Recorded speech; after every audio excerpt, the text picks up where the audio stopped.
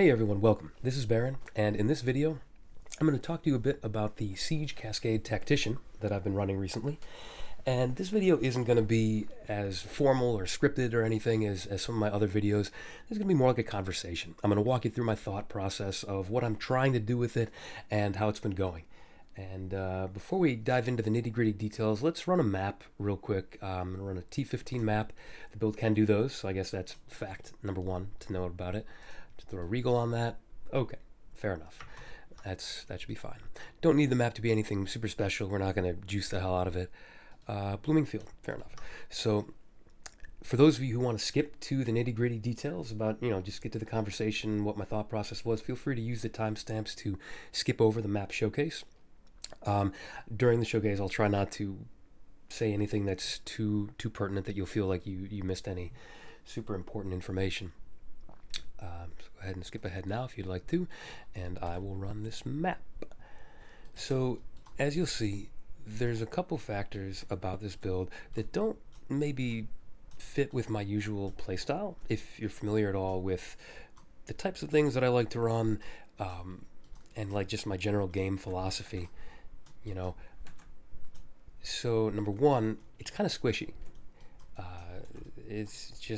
It relies a lot on the tactician's pin, which is noticeable. It definitely helps, but it relies a lot on that pin to get to avoid damage, and it doesn't have as many innate defenses.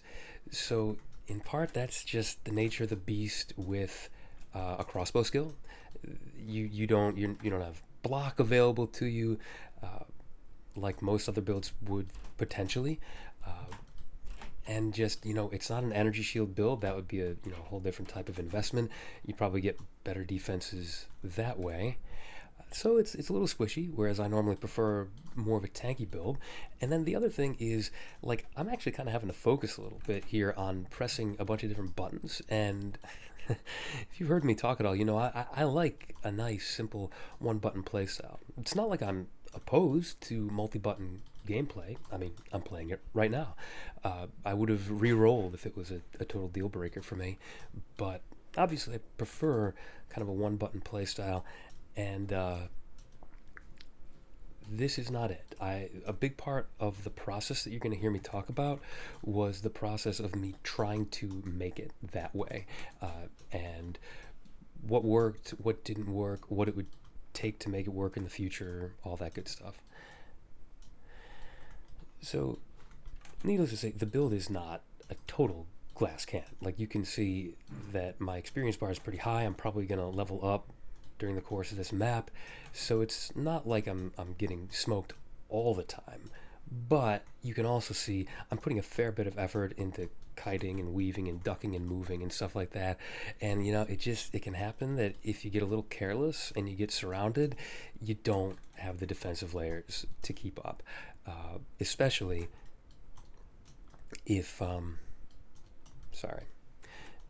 especially if you run out of life flask charges. There we go, so you gotta get the hell out of there. The other thing is, if I wasn't talking, I would probably have better clear, because you gotta pull off some of the combos to get the good clear.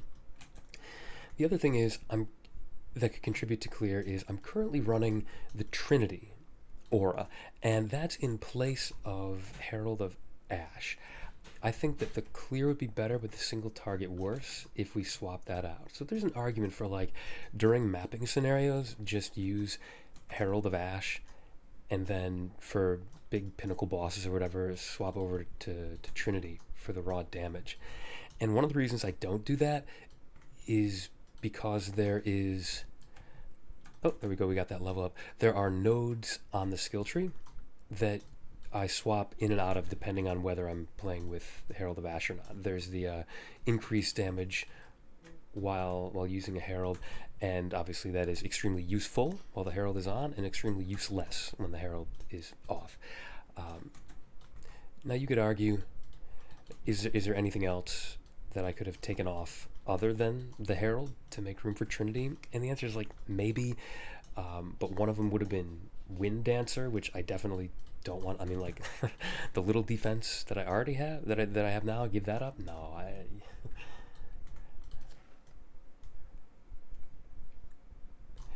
So yeah, I guess there's an argument if you wanted to go super duper glass cannon in a mapping scenario, you get rid of Wind Dancer. I have not though, and here comes the aforementioned circumstance where I run out of flask charges. So gonna have to try and be a little bit more judicious with those.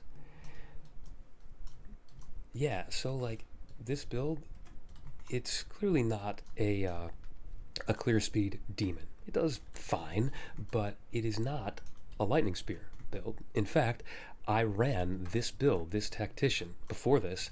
I can't remember if I said this in this recording or not. I ran this as a lightning spear build. Unfortunately, I did have one test, or I had a map showcase that I realized my mic was off. So I apologize if I repeat anything or miss anything. It's hard to remember whether I said stuff during this showcase or not. But I ran this as a lightning spear tactician, and it's like pretty much strictly better. No getting around that. But that's because as a skill, lightning spear is super duper busted right now. So it was for the challenge. Like if I wanted to run the default best build, I would go and do that. I would switch it back to lightning spear, but I wanted to experiment with this, and I think it could at least be in the ballpark with a lightning spear build if I could get a few of the fixes and changes made that might require some more things to be added to the game before I have the ability to do that. But we'll talk about that when we get to that section. There's a few rares left, so I'm gonna try and focus a little bit and not be as much of a chatterbox.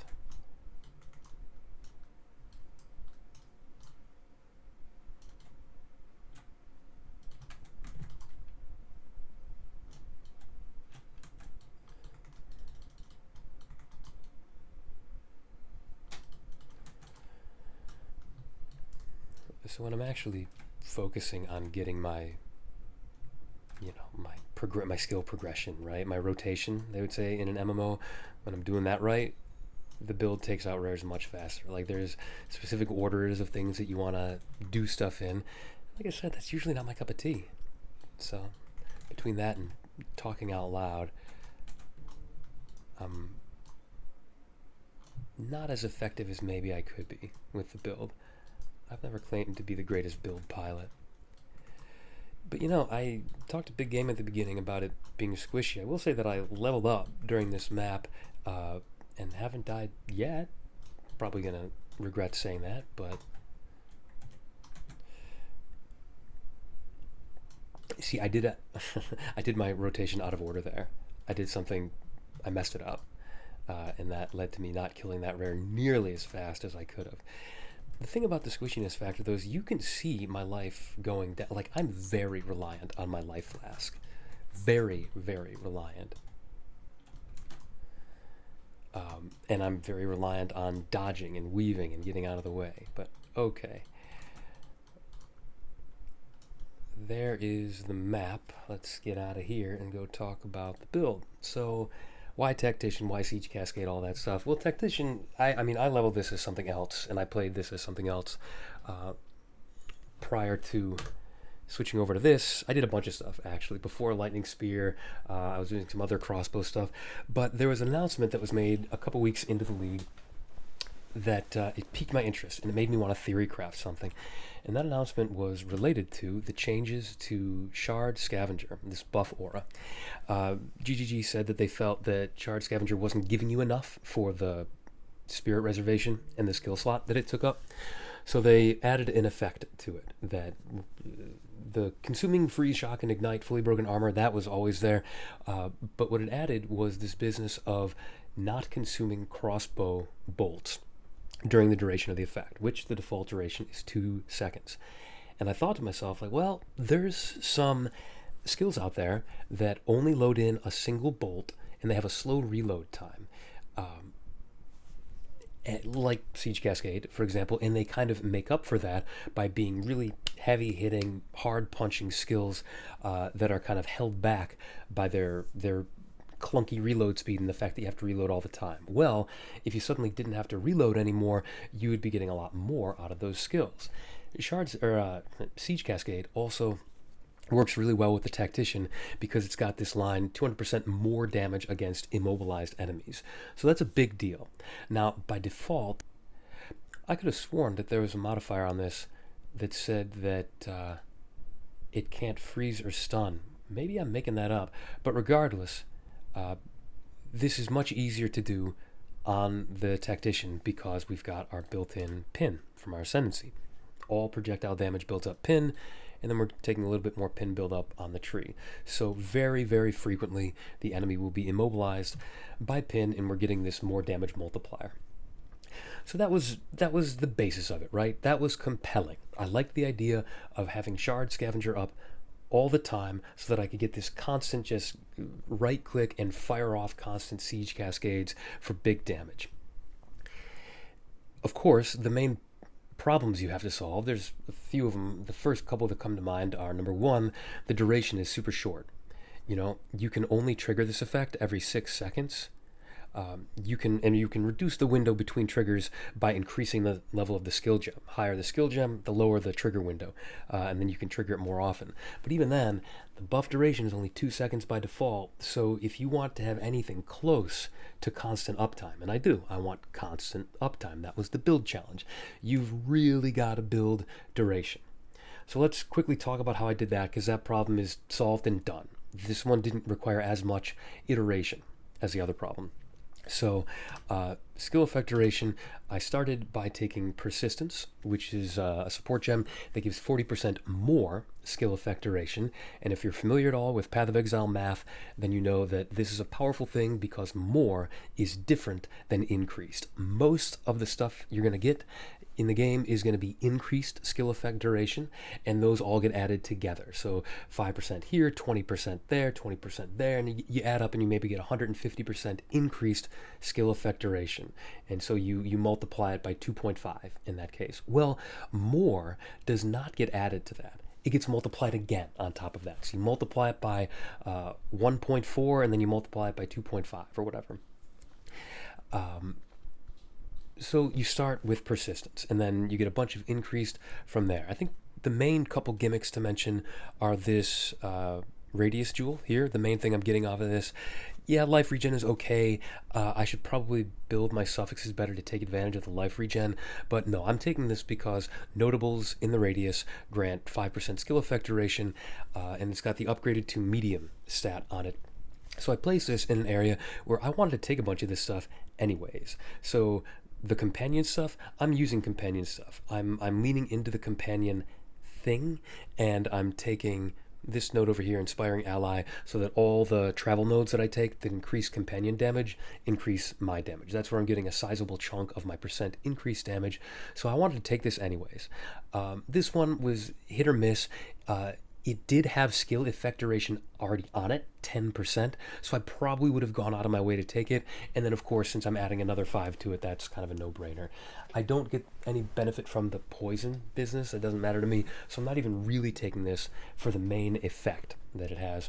But movement speed, evasion rating, and then skill effect duration, love that. Potency of slowing debuffs on you, evasion rating, love that. Elemental damage with attacks, love that. And damage taken as random, as fizz, as random element, love that. I've gone back and forth between Stand and Deliver and Death from Afar. They're both in the Radius, so you get the same skill effect duration, whichever one you pick. And I just found that in my real combat scenarios, I had originally taken Death from Afar. I just found myself standing close to the enemies pretty often. I wanted to be able to see them. I wanted them to be in range of my Ripwire totems, and so I wanted to be on my Ripwire totems to get the rage from Font of Rage off of those. It was just that my playstyle had me up close and personal with them, and I rely on pin to avoid a lot of the damage. So anyways, I get a ton of skill effect duration from this, Radius Jewel. The other jewel I take that is important is this from nothing jewel up here I've got socketed. Doesn't matter where you socket it, it has the same effect either way. This is the equivalent of Path of Exile 1's Impossible Escape jewel. It lets you allocate skill nodes that are in radius of certain keystones, regardless of where they are on the tree. They don't have to be connected. So these ones, you can see the little bubble over here, where I get skill effectoration, skill effectoration, skill effectoration. So for a total of 40% here is nice. And I get to pick up this unbending, a little bit of maximum life, stun threshold. That's good. I wish they would buff life scaling on the tree, but never mind that. So that's where I'm getting a lot of my skill effectoration. Multitasking down here, skill effectoration, cooldown recovery rate. Cooldown recovery rate is good for us as well. Prolonged assault, this is a no-brainer. Attack damage, skill effectoration, buffs expire slower. So that actually is another multiplier to our skill effectoration for this particular thing. So you get all the skill effectoration, and then on top of that, you multiply it by another 10% because it's a buff that is expiring. So like that's a triple win. I would go out of my way to take this if I needed to, but would you look at that? I don't even need to go out of my way to take it. So this is probably the most no-brainer node on my entire tree. So that's kind of skill effectoration solved, more or less. You know, there's more that I can do with it, but I've gotten Shard Scavenger up to be 7.5, 8 seconds instead of 2 seconds. Like it's good. I feel good about that. Pardon me. A little under the weather, as you can probably hear. The other problem is more intractable. I guess before we tackle it, because it's going to take a little while, we'll talk quickly emergency reload. This is the other major benefit to having constant uptime on Shard Scavenger. So what happens is you instantly reload your crossbow ammunition. So yeah, it speeds up the reload if you needed to do it, but the real benefit here is that it empowers whatever you pop into your crossbow with more damage. Normally you'd want to use this with something that fires off many shots. So you reload a whole clip in with emergency reload, and all of those shots benefit from emergency reload's damage buff. In this case, we would normally only get one shot, but remember, Shard Scavenger doesn't say that reloading is instant. It says that we're not reloading at all. We're continuing to use whatever that one crossbow bolt that we loaded in happened to be. So if we load in an empowered bolt from emergency reload, we're getting that 28% more damage on every single shot we take during that duration. So I am giving that bolt culling strike as well with murderous intent. I am giving it on top of the 28% from the gem itself, another 15% from the premeditation support, and I'm just giving it ingenuity for cooldown recovery rate. This is the main reason our cooldown recovery rate is important. Now, ideally, you would have constant uptime on this. It appears, now, it's going to be easier to test this once I kind of increase the overlap. So what do I mean by that? So you want there to be a sizable overlap between the time that Shard Scavenger becomes available to re-up itself and the buff duration. So like ideally it'd be great if the buff duration were like 10 seconds and it only took 4 or 5 seconds before you could re-up it. Then you'd have like 5 whole seconds during which at some point during there you re-up Shard Scavenger. So we want to push those as far apart as we can. Right now they're maybe 1.5 seconds, 2 seconds apart. So it's kind of a tight window if you want true full uptime, like constant uptime on that. So I would need that to test this theory better, but it appears maybe that if you can re-up Shard Scavenger before it goes down, I think it looks like that maximum buff duration of 6 seconds does not apply. That because the bolt you loaded in there was empowered, it appears to remain empowered beyond the 6 seconds. But again, to test that more effectively, I would need a better Shard Scavenger window. Either way though, you're getting at the bare minimum that 6 seconds plus all the skill effectoration that we're scaling on the tree. So like we're getting a good long chunk of time where emergency reload is increasing our damage by a lot. But that re-upping thing, that's the problem that I want to talk about. The actual act of re-upping it, not just the window during which you are able to re-up it. It's a related problem. But the problem is automating it. I don't want to have to do something separate to consume the freeze, shock, ignite, or broken armor that you need to consume in order to re-up Shard Scavenger's effect. That's been the main problem that I've spent a lot of time and effort and thought trying to solve, a lot of testing. And it's tough. So sure, you could do it the way that they clearly intend you to do it. GGG has tried to put up their lanes, their bumper bowling. They want you to have one skill where you are breaking somebody's armor, and then you swap over to another skill where you consume it, and then you get the Shard Scavenger buff. I don't want to. This legitimately, if you're wondering, Baron, was this the source of you complaining about that specific armor crossbow interaction? Yes, that's the result. That's in both of my more recent videos, one solo, one with Jorgen. Yes, that is why I'm complaining about that, that they clearly intend you to have to use two skills. And I'm like rebelling. I'm like, no, I don't want to use two skills. I want to use one skill, and the other thing I want to happen somehow automatically. Now, if this was a quarterstaff build, we wouldn't have an issue. Quarterstaff builds have charged staff, right? So charged staff empowers your, all your staff attacks with this separate attack. So you only need to click once, but both your main attack and charged staff, two totally different skills, are hitting the enemy when you do it. So that's easy. You could shock with one, remove the shock with the other. Great, problem solved. This is not a quarterstaff build. We can't do that.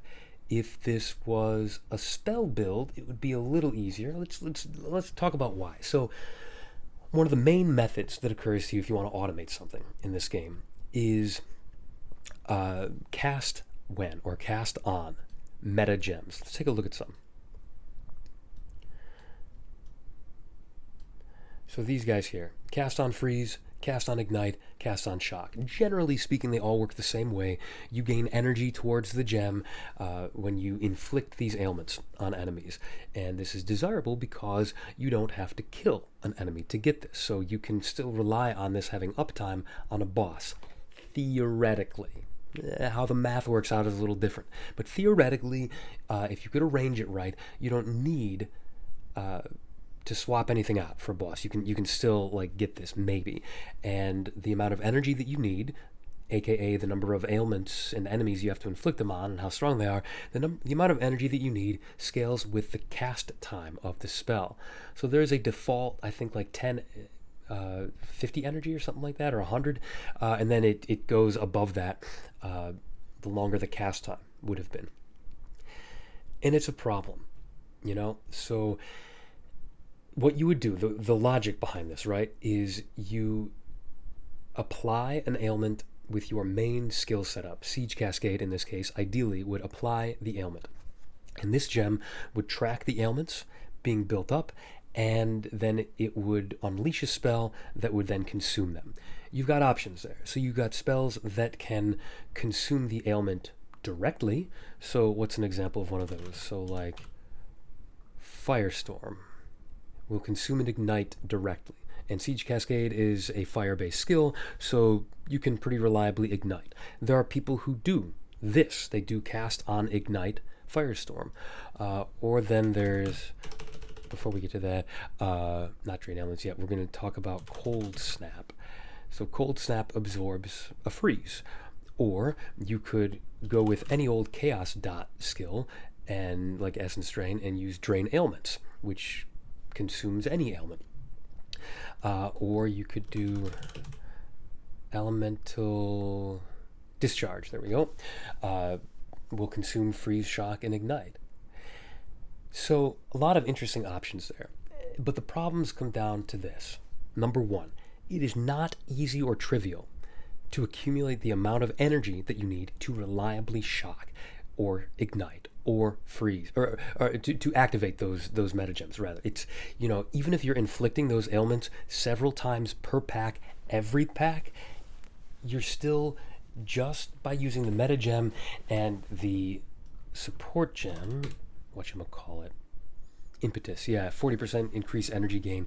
Even with that, you're just not gaining enough energy. In my testing, I tested all these extensively, and I wasn't gaining enough energy per pack to absorb an ailment on every pack. And you really want that if you want to maintain uptime, constant uptime on Shard Scavenger, like if you don't want it to go down for 2 packs at a time. You would have to invest more into meta energy gain through jewels and the tree. And the trouble with investing on the tree is, look where my tree is here. Like, this is where all my stuff is. All the skill effect duration I need, the companion stuff that I'm taking. But if you look for meta skill on here, like way up top, you'd need to come over here and over here to get meta skill related stuff. So like tree scaling is hard, jewel scaling is expensive and has a high opportunity cost, especially now that they've reduced the number of jewel sockets available on the tree, which is unfortunate. So this was tough. The other problem with meta skill gems is that sometimes you would kill the enemy that had the ailment on it. You would inflict shock and something would go off that would try to absorb the shock, but it couldn't because the shock was gone. The enemy had died. There was nothing to absorb, and that was clunky too. That was difficult. If there was a consistent way to make those ailments persist after death, like in Path of Exile 1, just thinking out loud here, there's no impulses in this game, is there? I don't.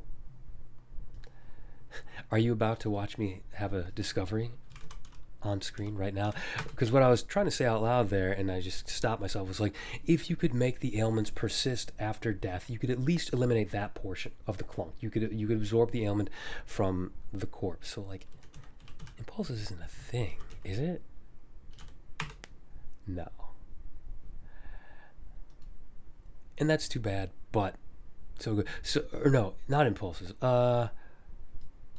What am I thinking of from Path of Exile 1? Anyways, doesn't matter. If you know what I'm talking about and I'm wrong here, pop it in the comments if you could. I'm thinking about it's either the gloves that are related to the shock auto bomber in Path of Exile 1. Basically, there's a way to have that way if you could absorb ailments from a corpse. But even then, you're not triggering it every pack. Freeze is difficult to trigger in the first place. Ignites. Shocks, you need a lot of shocks to build up to cast on shock. Ignites are probably the one that you can build up to the easiest, I would say, and trigger that the easiest. But again, you'd need a way of triggering it, an ignite, or absorbing an ignite off a corpse. So I started to kind of give up hope on the cast on shock, or whatever, cast on ailment metagem thing, which was too bad because it gets a huge discount from the tactician's persistent buffs have 50% less duration. So like it should have been a shoe-in, right? Here, let me take this guy. Should have been a shoe-in, and I just couldn't make it work out. If you've been able to make it work out, let me know in the comments. But I kind of moved on at that point, and I was disappointed because that seemed like one of my main avenues for how I could automate this whole thing. So I started looking at like, let's just take a look at the skill gems, right? So like, if I load up a random uncut gem here, let's say consume here, like, all right, if I could, I've got a companion out there. The companion, he can apply ailments. He can't apply freeze, which would have been ideal. So this is, by the way, if you're watching the map showcase, I'm on the lookout for an untainted paradise just to experiment with this. There is a beast that you could use as a companion that currently only spawns in untainted paradise, and I think it's probably intended to be in the campaign later on, but for now, just untainted paradise. And it's the only minion that I can find that does any sizable amount of cold damage with its default attack. And like, I want to play around with maybe attempting to have him do a freeze. Why? Why would I care so much about freeze? Why can't it be shock or ignite? Well, I'll tell you why. There are no skills, there are no attacks or supports that work with crossbow that will absorb, that will consume a shock or an ignite. And this is my tinfoil hat. The more I looked at this and the more I tried to make it work, the more I got it into my head that like this could be a deliberate design decision and a deliberate rail that GGG put in place for this reason, that there's no way to use a crossbow attack to consume shocks and ignites, but shocks and ignites are the only type that can be automatically applied by beast monster modifiers. There are modifiers, and I'm using one right now, that automatically shock and automatically ignite. So if I had an attack-based method of absorbing these, not just the spells that we looked at, then I could be absorbing these left, right, and center by default. But I can't. So I'm toying with the idea of having a minion that will freeze enemies. And so I want that cold beast for that, and see if I can make it work. If I did that, I would probably sub out Trinity. For the smoothness, I would get like Overwhelming Presence. Is that what it's called? The aura that lowers nearby enemies' ailment threshold, to try and make it as easy as possible for that minion to freeze. Because again, they're not doing it automatically. You've got to give them freeze chance and stuff. Now you might be saying, why are you waiting for that beast? Why not just use a skeletal frost mage? Well, I tried. I did try that. And without substantial investment, too squishy. They were not freezing often enough, and too squishy. They were just dying left and right, every pack. Now, Companion, I already do have investment into their defense all over my tree, because investment into their defense is usually investment into my defense. So I don't feel bad about that. So if I could get a beast companion that could freeze, maybe it would work, because there are support gems that let you consume freeze. What are they? There are two. They are Frostfire and Biting Frost. So Frostfire, 100% more magnitude of ignites inflicted on frozen targets with supported skills, and of course they can't cause freeze buildup. Fine, fair enough. And they consume the freeze from enemies that they ignite.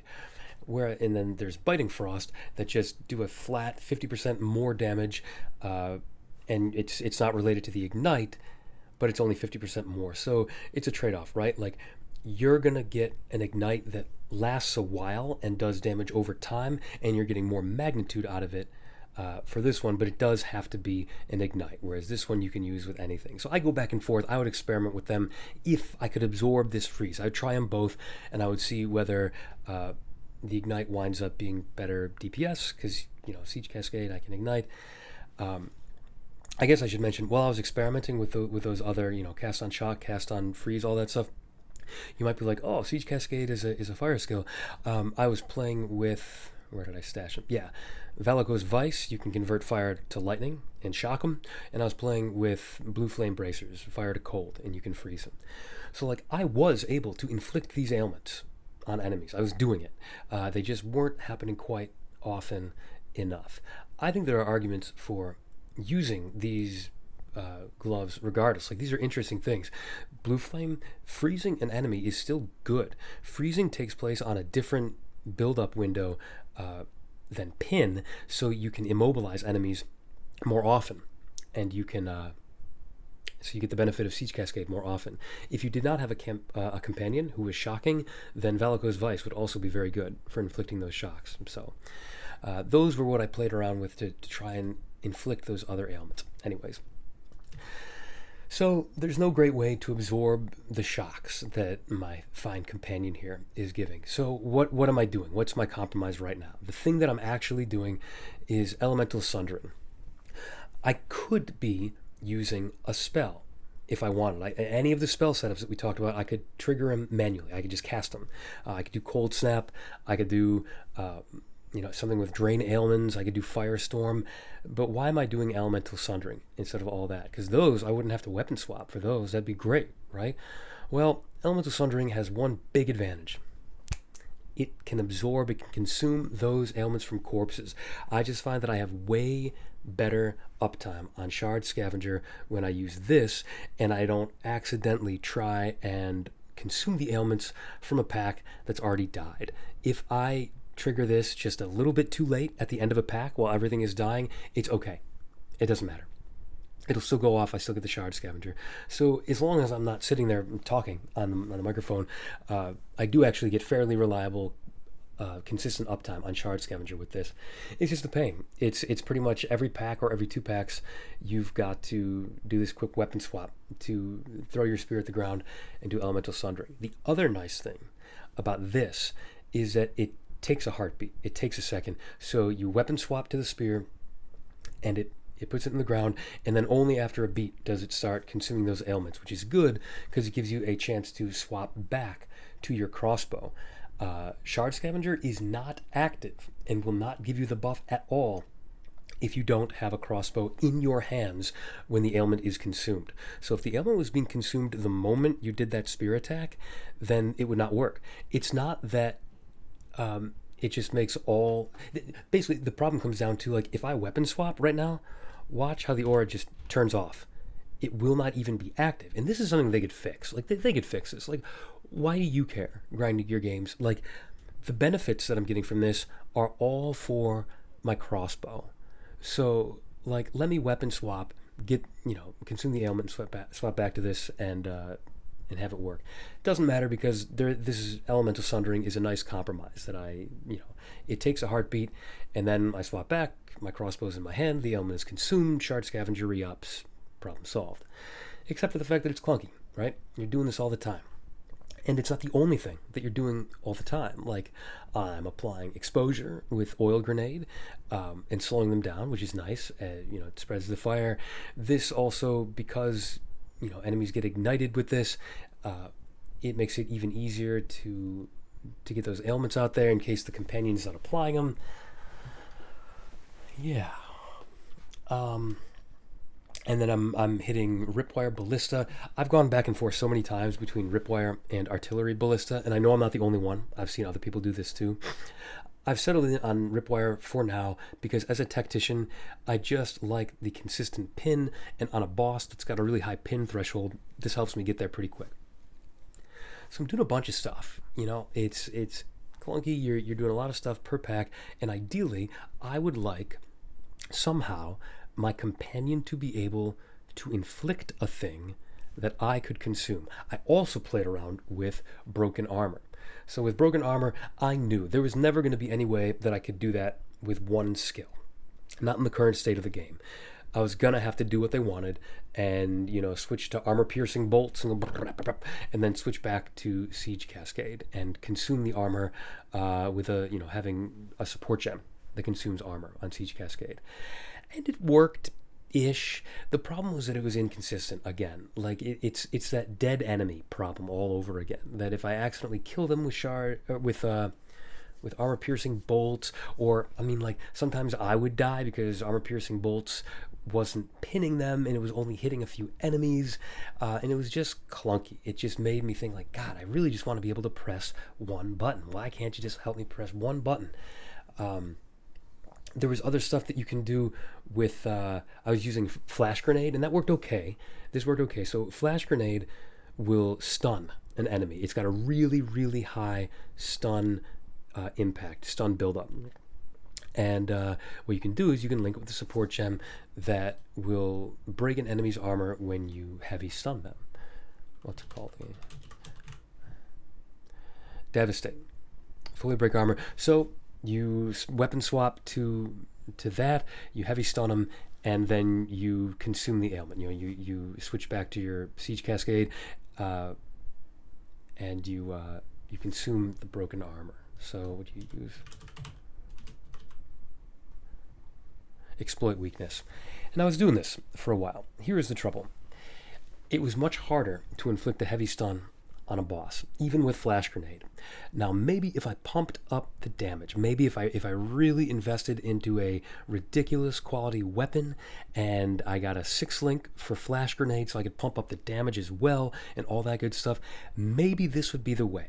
It wouldn't quite be a one-button build, but it would be every once in a while, you just quickly fire off grenades. It's not even a weapon swap, right? Like you just fire off a grenade from your crossbow, it breaks the boss's armor, and then you move on with your life. You consume it with Siege Cascade.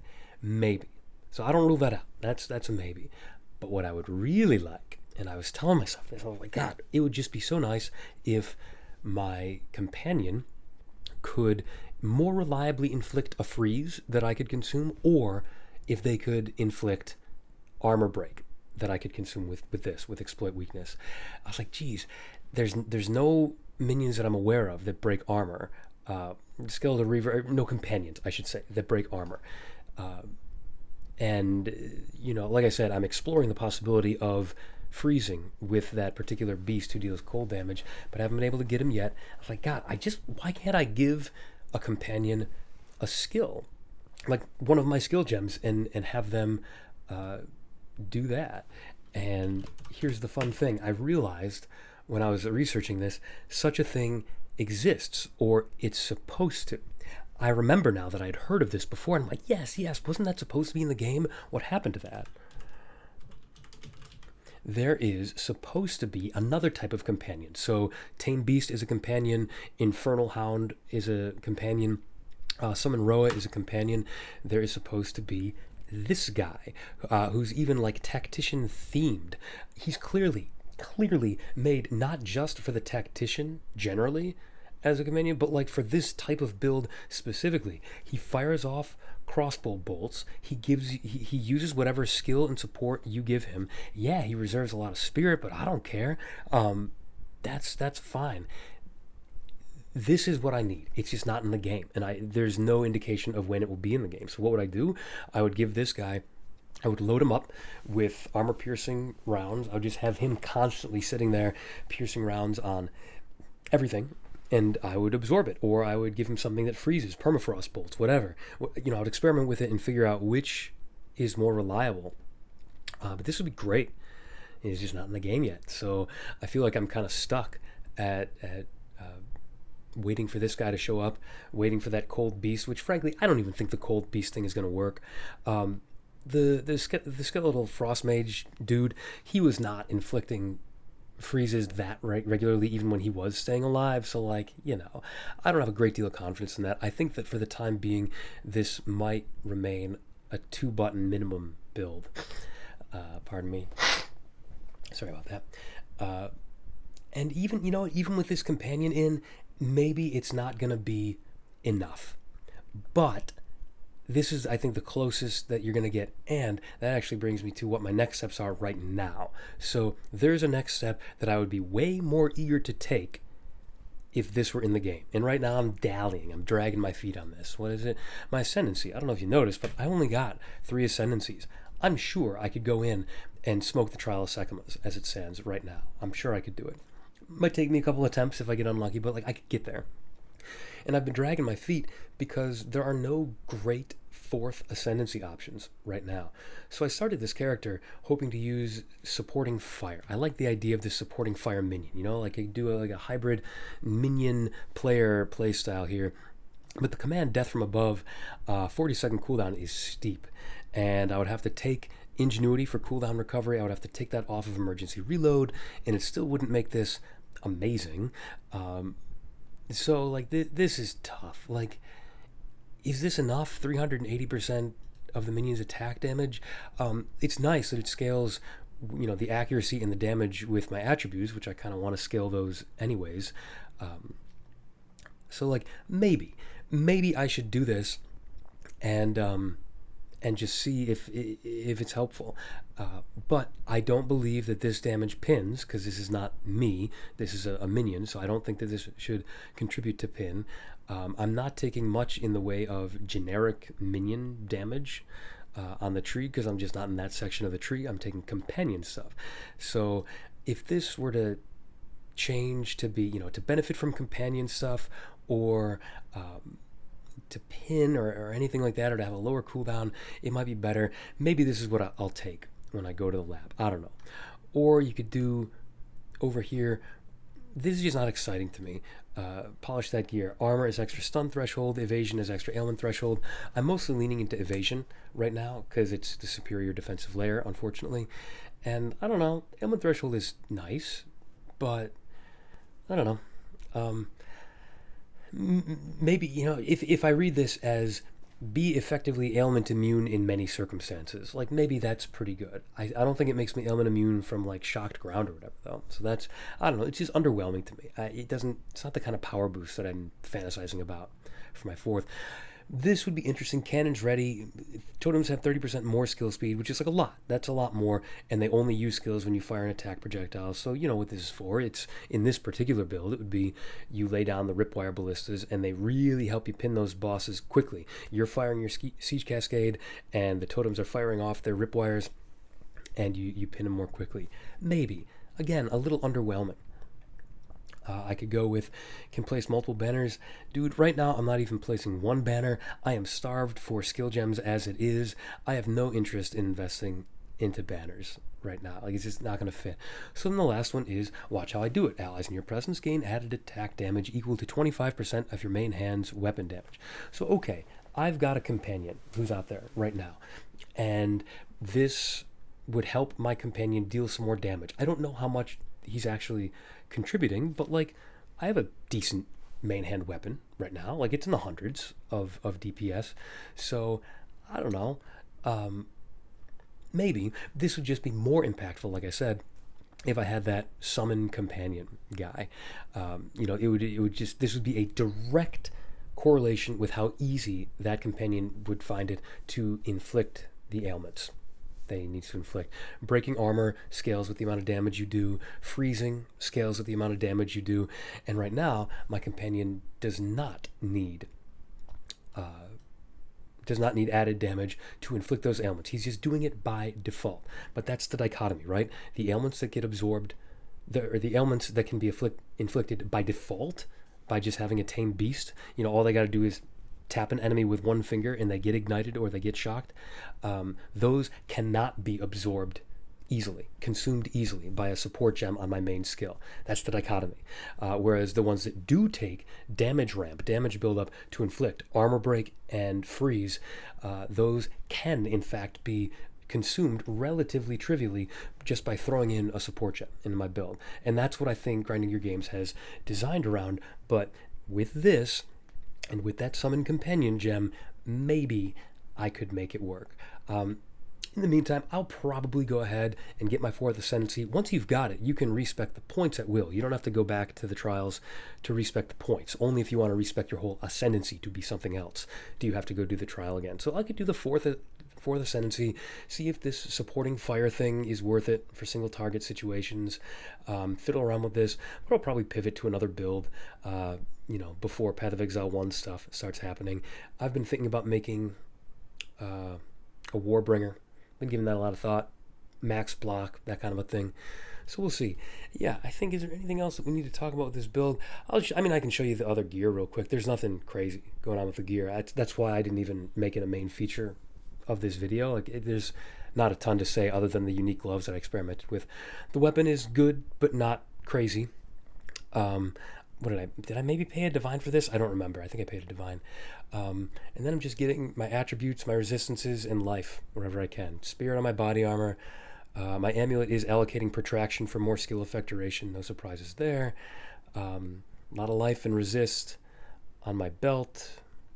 Movement speed, chaos res on my boots. Yeah, nothing crazy on the gear. Is there anything that I missed on the skill tree? We talked companion stuff, because a lot of that helps me and the companion. No, I think it kind of speaks for itself, and I spoke for the parts that don't.